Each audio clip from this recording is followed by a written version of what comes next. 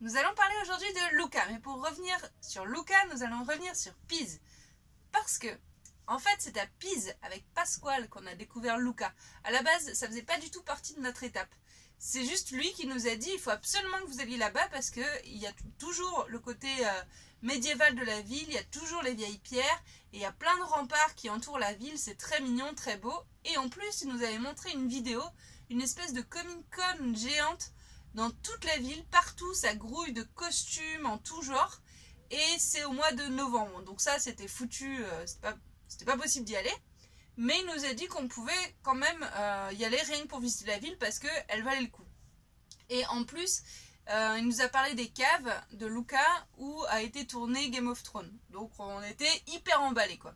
Donc on a changé tous nos plans. À la base, Luca ne faisait pas du tout partie de notre itinéraire. Mais on a dit, on y va. Il nous a aussi parlé de Saturnia, mais on ne pourra pas y aller, parce que du coup, en tant que non véhiculé, c'est très compliqué d'y aller. En fait, Saturnia, c'est un espèce de...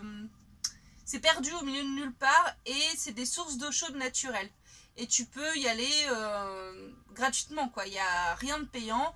Tu poses ta tente à côté, ou tu as un van et tu te poses à côté, et tu profites des sources d'eau chaude.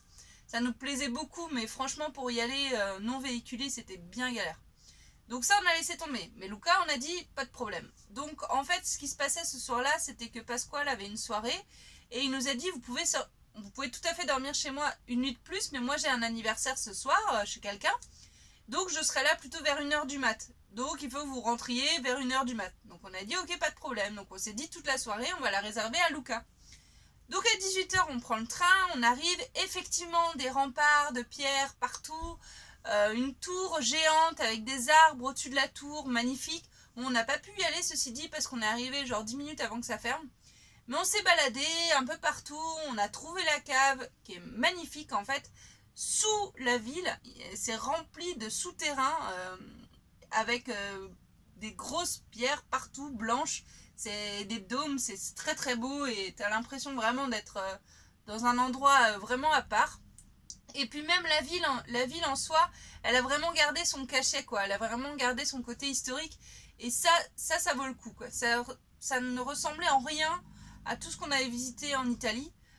Même si on repérait quand même le côté italien, c'était très un retour dans le temps, quoi. On avait vraiment l'impression de plus être à notre époque. Et surtout que, en fait, en se baladant, on se rend compte que tous les habitants de la ville, mais tous, ils avaient tous mis des bougies partout, à leurs fenêtres, des bougies en forme d'étoile partout, autour des magasins. Toutes les rues étaient illuminées de bougies, quoi, tu vois.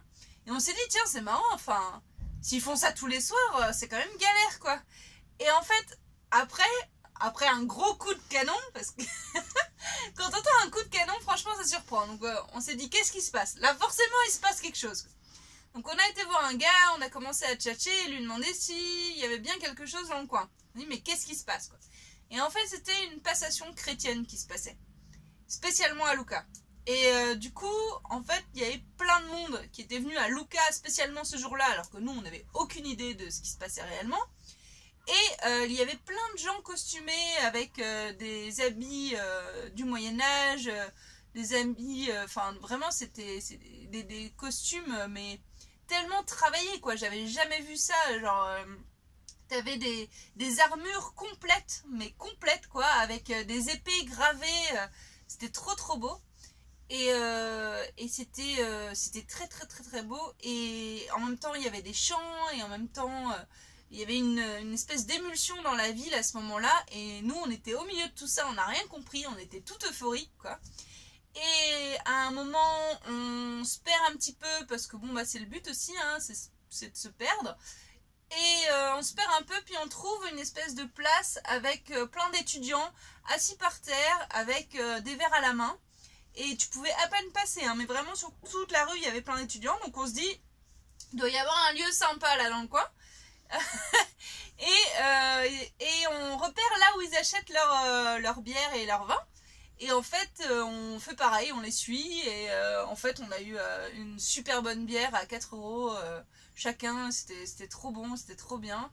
Après, on a eu faim, et puis on a fait un peu la même stratégie, tu vois, on a repéré là où il y avait le plus de monde, Effectivement, là, il y avait beaucoup d'Italiens qui attendaient les pizzas. Donc on s'est dit, bon, ça doit être pas mal ici. Et effectivement, c'était trop bon. C'était de la viande avec du mascarpone dessus. C'était excellent, vraiment très très très bon. On a passé un moment hyper joyeux, hyper enthousiaste. Là, vraiment, t'avais nos yeux qui pétillaient, quoi. Et en fait, on était vraiment dans une euphorie totale. Et en même temps, il y avait la fatigue aussi des autres jours. On avait beaucoup marché et tout. Et là, on était au top du top. Et puis à un moment, il fallait bien repartir et prendre le dernier train, tu vois. Le dernier train était à 22h45, un truc comme ça. Sauf que la ville, elle est en euphorie totale, comme nous on l'était aussi, tu vois. Et t'as la fanfare qui est partout. Sauf que c'est pas une fanfare conventionnelle où t'en as une qui se balade dans les rues. T'en avais plein, partout, dans toutes les rues. Et spécialement les rues qui menaient à la gare. Donc on était complètement paniqués au bout d'un moment. Franchement, l'euphorie, elle était là et la panique, elle était au même endroit en fait. Tu vois, on était là et là. Et c'était... Et en fait, à chaque rue qu'on voulait prendre pour retrouver la gare, on pouvait pas passer.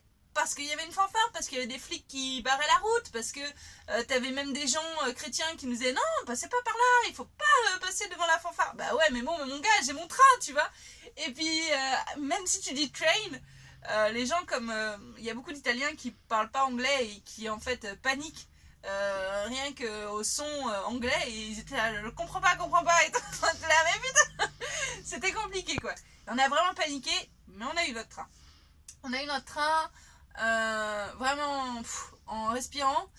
Et c'est marrant comme ce côté, tu sais, vraiment où tu te dis que t'as beaucoup de chance d'être là, où vraiment il se passe un moment hyper bien, hyper joyeux. Et comme tout d'un coup, t'as l'impression que la ville se referme sur toi et t'empêche de partir, tu vois. Carrément, c'est vraiment ce qu'on a ressenti.